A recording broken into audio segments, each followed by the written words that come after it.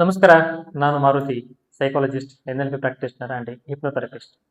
ಇವತ್ತಿನ ವಿಡಿಯೋದ ವಿಚಾರ ಏನು ಅಂತ ಹೇಳಿದ್ರೆ, ನಮಗೆ ಆತಂಕ ಭಾವನೆ ಬಂದಾಗ ನಾವು ಅದರಿಂದ ಹೊರಗಡೆ ಹೇಗೆ ಬರಬೇಕು ಅನ್ನೋದ್ರ ಬಗ್ಗೆ, ಮತ್ತೆ ಶೀಘ್ರವಾಗಿ ಹೇಗೆ ಹೊರಗಡೆ ಬರಬೇಕು ಅನ್ನೋದ್ರ ಬಗ್ಗೆ ನಾನು ಕೆಲವೊಂದಷ್ಟು ಟಿಪ್ಸ್ನ ಕೊಡ್ತಾ ಹೋಗ್ತೀನಿ. ಸೊ ಅದಕ್ಕೂ ಮುಂಚಿತವಾಗಿ ಆತಂಕ ಭಾವನೆ ನಿಜಕ್ಕೂ ನಮಗೆ ಸಮಸ್ಯೆ ಮಾಡ್ತಕ್ಕಂಥದ್ದ ಅಥವಾ ನಮಗೆ ರಕ್ಷಣೆಯಾಗಿ ಅದು ಬರ್ತಕ್ಕಂಥದ್ದು ಅನ್ನೋದ್ರ ಬಗ್ಗೆ ನಾವು ವಿಚಾರ ಮಾಡಬೇಕಾಗುತ್ತೆ. ಸೊ ಈಗ ನಾವೊಂದು ಫೋನಿನಲ್ಲಿ ಒಂದು ವಿಡಿಯೋ ಮಾಡ್ತಾ ಇದ್ದೀವಿ ಅಂತ ಇಟ್ಕೊಳ್ಳೋಣ. ಈಗ ಒಂದು ಸಡನ್ ಆಗಿ ಒಂದು ಹಾವು ಬರ್ತದೆ ಒಳಗಡೆ. ಈಗ ನನಗೆ ಆತಂಕ ಸೃಷ್ಟಿಯಾದಾಗ ನನ್ನ ಮೆದುಳು ನನ್ನ ದೇಹಕ್ಕೆ ಒಂದು ಮೆಸೇಜ್ ಕೊಡುತ್ತೆ, ಫ್ಲೈಟ್ ಆರ್ ಫೈಟ್.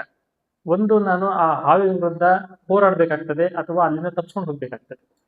ಸೊ ಆಗ ಆತಂಕ ಅನ್ನೋದು ನನಗೆ ಮೂಡಿದ್ರಿಂದ ಮಾತ್ರ ನನ್ನ ಮೆದುಳು ನನ್ನ ದೇಹಕ್ಕೆ ಆ ಒಂದು ಮೆಸೇಜ್ ಕೊಡ್ತದೆ. ನಾನು ಅದರಿಂದ ಪಾರಾಗೋದಕ್ಕೆ ಒಂದು ಅವಕಾಶ ಮಾಡಿಕೊಟ್ಟಂಗೆ ಆಗ್ತದೆ. ಒಂದು ವೇಳೆ ನನಗೆ ಆತಂಕ ಸೃಷ್ಟಿ ಆಗಲಿಲ್ಲ ಅಂತ ಹೇಳಿದ್ರೆ ಊಹೆ ನಿಮಗೆ ಬಿಟ್ಟಿತ್ತು. ಸೊ ಇದು ನಿರೀಕ್ಷಿತವಾಗಿ ಅಂದ್ರೆ ಸಂದರ್ಭಕ್ಕನುಸಾರವಾಗಿ ಆತಂಕ ಬರ್ತದೆ ಅಂತ ಹೇಳಿದ್ರೆ ಅದು ನಮ್ಮನ್ನ ಹೆಚ್ಚಿನ ಮಟ್ಟಕ್ಕೆ ಅಲರ್ಟ್ ಮಾಡುತ್ತೆ. ಅದರಿಂದ ಪಾರಾಗೋದಕ್ಕೆ ನಮಗೆ ಅನುಕೂಲ ಆಗ್ತದೆ. ಆದ್ರೆ ಕೆಲವೊಂದು ಸಂದರ್ಭಗಳಲ್ಲಿ ಏನಾಗ್ತದೆ, ಆತಂಕ ವಿಕಾರವಾಗಿ ಮಾರ್ಪಾಡಾಗ್ತದೆ. ಉದಾಹರಣೆಗೆ ಈಗ ನಾವು ಕೋಣೆಯಲ್ಲಿ ಎಲ್ಲ ಬಾಗಿಲುಗಳೆಲ್ಲ ಹಾಕೊಂಡು ವಿಡಿಯೋ ಮಾಡ್ತಾ ಇರ್ತೀವಿ. ಯಾವುದೇ ಒಂದು ಕೀಟ ಅಥವಾ ಆಘಾತ ಸೃಷ್ಟಿ ಮಾಡ್ತಕ್ಕಂಥ ಪ್ರಾಣಿಗಳು ಒಳಗಡೆ ಬರೋದಕ್ಕೆ ಸಾಧ್ಯ ಇರೋದಿಲ್ಲ. ಹೀಗಿದ್ದಾಗಲೂ ಕೂಡ ಇಲ್ಲಿ ಏನೋ ಒಂದು ಅಹಿತಕರವಾದದ್ದು ಅಥವಾ ಏನೋ ಸಮಸ್ಯೆ ಆಗುವಂಥದ್ದು ಆಗ್ತದೆ ಅನ್ನೋದನ್ನ ನಿರೀಕ್ಷೆ ಮಾಡಿ ನನಗೆ ಆತಂಕ ಸೃಷ್ಟಿ ಆಗ್ತಾ ಇತ್ತು ಅಂತ ಹೇಳಿದ್ರೆ ಆಗ ಆತಂಕ ಅನ್ನೋದು ವಿಕಾರವಾಗಿ ಮಾರ್ಪಾಡಾಗಿ ನಿಜಕ್ಕೂ ಸಮಸ್ಯೆಯಾಗಿ ಕಾಡ್ತದೆ. ಸೊ ಉದಾಹರಣೆಗೆ ವಿದ್ಯಾರ್ಥಿಗಳು ಈಗ ಎಕ್ಸಾಮ್ ಹಾಲ್ಗೆ ಹೋಗ್ತಾರೆ. ಸೊ ಅಲ್ಲಿ ಕೆಲವೊಂದಷ್ಟು ಆಂಟಿಸಿಪೇಟ್ ಮಾಡ್ತಾರೆ, ನನಗೆ ಗೊತ್ತಿಲ್ಲದಿರುವಂತ ಪ್ರಶ್ನೆಗಳು ಬರ್ಬಹುದೇನೋ ಅಥವಾ ನಾನಲ್ಲಿ ಸರಿಯಾಗಿ ಪರ್ಫಾರ್ಮೆನ್ಸ್ ಮಾಡದೇ ಇರ್ಬೋದೇನೋ, ಈ ರೀತಿಯಾಗಿ ಆತಂಕ ಸೃಷ್ಟಿ ಆಗ್ತಕ್ಕಂಥದ್ದು.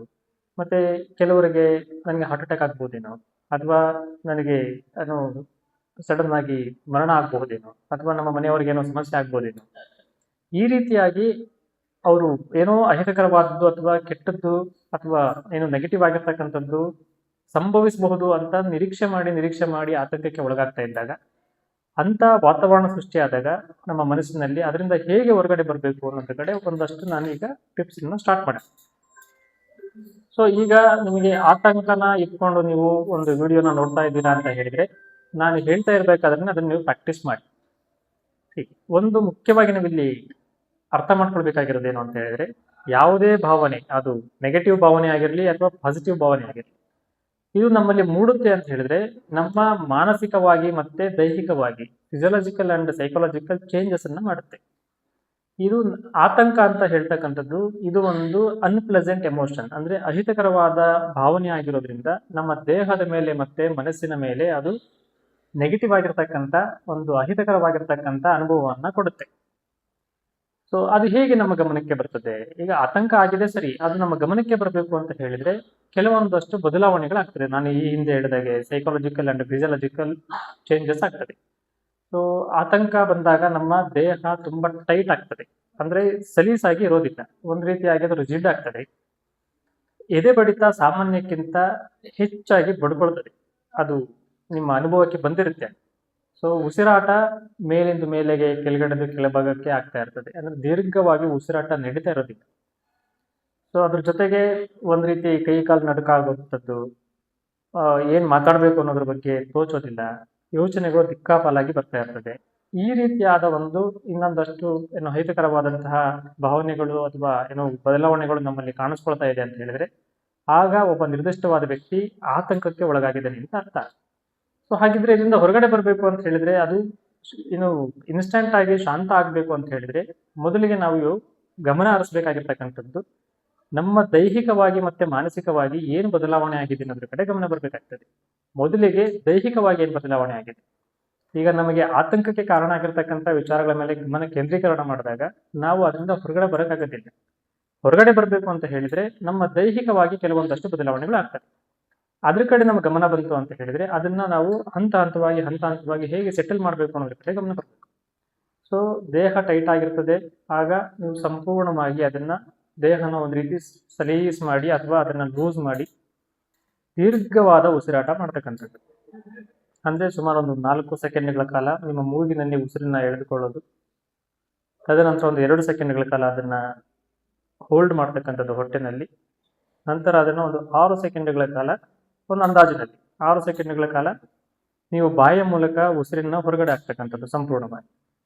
ಅಂದ್ರೆ 4 ಸೆಕೆಂಡ್ಗಳ ಕಾಲ ಉಸಿರನ್ನ ತಗೊಳ್ತಕ್ಕಂಥದ್ದು, 2 ಸೆಕೆಂಡ್ಗಳ ಕಾಲ ಹೊಟ್ಟೆನಲ್ಲಿ ಹೋಲ್ಡ್ ಮಾಡ್ತಕ್ಕಂಥದ್ದು, ಮತ್ತೆ 6 ಸೆಕೆಂಡ್ಗಳ ಕಾಲ ಬಾಯಿ ಮೂಲಕ ಹೊರಗಡೆ ಹಾಕ್ತಕ್ಕಂಥದ್ದು.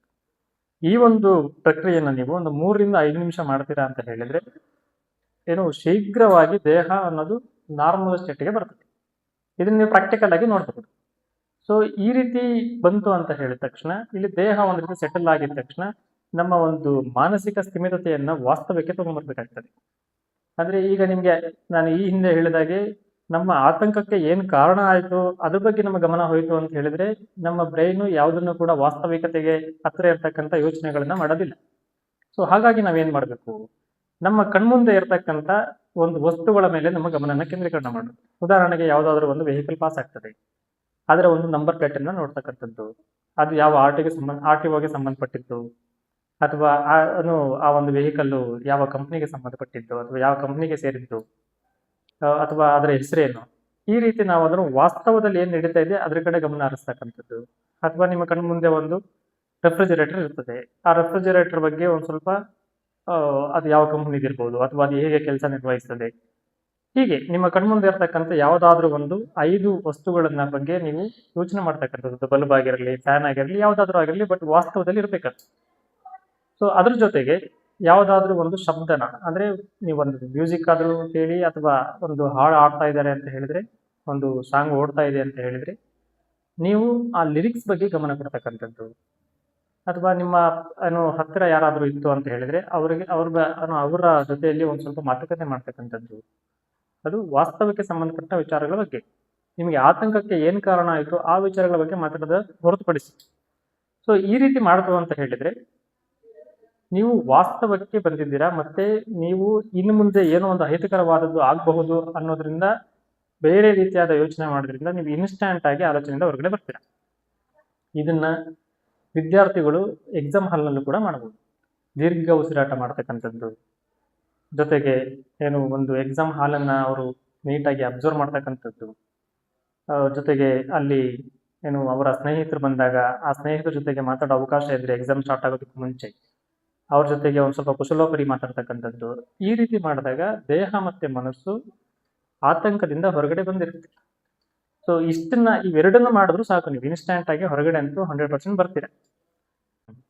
ಈಗ ನಾನೇನು ಹೇಳಿದೆ ಈ ಟಿಪ್ಸ್, ಇದನ್ನ ಪ್ರಾಕ್ಟೀಸ್ ಮಾಡೋದ್ರ ಜೊತೆಗೆ ಇನ್ನು ಕೆಲವರು ದೀರ್ಘಕಾಲದಿಂದ ಆತಂಕ ಮನೋಬೇನೆಯಿಂದ ಬೆಳೀತಾ ಇರೋರು ಇನ್ನಷ್ಟು ಚಿಕಿತ್ಸೆನ ಪಡ್ಕೊಳ್ಬೇಕಾಗ್ತದೆ. ಸೊ ಇದೇ ರೀತಿ ಒಂದಷ್ಟು ಮಾನಸಿಕ ಆರೋಗ್ಯಕ್ಕೆ ಸಂಬಂಧಪಟ್ಟಂತೆ ನಿಮ್ಗೆ ಏನಾದ್ರು ಗೊಂದಲಗಳು ಅಥವಾ ಪ್ರಶ್ನೆಗಳು ಅಥವಾ ಏನಾದ್ರು ಮಾಹಿತಿ ಬೇಕಿತ್ತು ಅಂತ ಹೇಳಿದ್ರೆ ನೀವು ಕಮೆಂಟ್ ಬಾಕ್ಸ್ ನಲ್ಲಿ ಅದನ್ನ ತಿಳಿಸ್ಕೊಟ್ರೆ ಅದಕ್ಕೆ ಉತ್ತರ ಕೊಡೋ ಪ್ರಯತ್ನ ಮಾಡ್ತೀನಿ. Thank you. ನಮಸ್ಕಾರ.